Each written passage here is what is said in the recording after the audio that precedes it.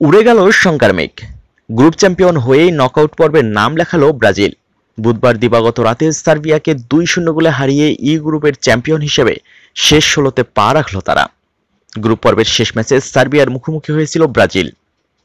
বিশ্বকাপে টিকে থাকার এই লড়াইয়ে শুরুতে পাউলিনোর গোলে এগিয়ে যায় সেলেসাওরা। 36তম মিনিটে ল্যাটিন আমেরিকার দেশটিকে এগিয়ে নেন বার্সেলোনার এই মিডফিল্ডার। শুরু থেকেই আক্রমণাত্মক ব্রাজিল বেশ কয়েকটি গোলের সুযোগ পেয়েছে। সুযোগ নষ্ট কিংবা সার্বিয়ান ডিফেন্ডারের কারণে ব্যর্থ হলেও 36তম মিনিটে এসে সফল সেলেসাওরা। পাউলিনোর চমৎকার গোলে লিড পায় 5 বারের বিশ্ব চ্যাম্পিয়নরা।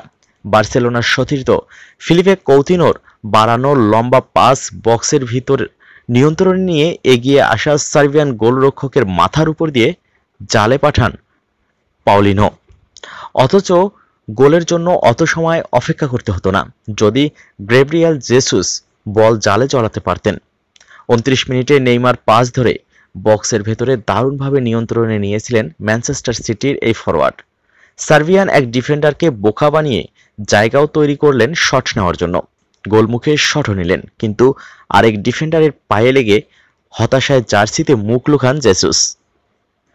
এর আগে এই ফরওয়ার্ডের পাস থেকে গোলের সুযোগ পেয়েছিলেন নেইমার, কিন্তু সুযোগটা কাজে লাগাতে পারেননি প্যারিস সেন্ট জার্মের এই ফরওয়ার্ডের 2 তারকা ব্যর্থ হলেও আরেকবার ব্রাজিলের গোলের পথ তৈরি করে দেন কৌতিনহো।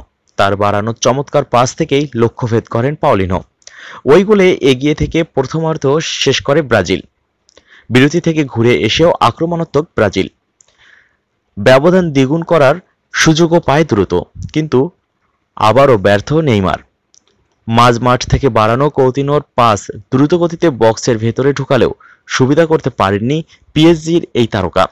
পরের কয়েক মিনিট অবশ্য সার্বিয়ার 53 থেকে 65 এই 12 মিনিটে ব্রাজিলের রক্ষণের কঠিন পরীক্ষা নিয়েছেন ইউরোপের এই দলটি।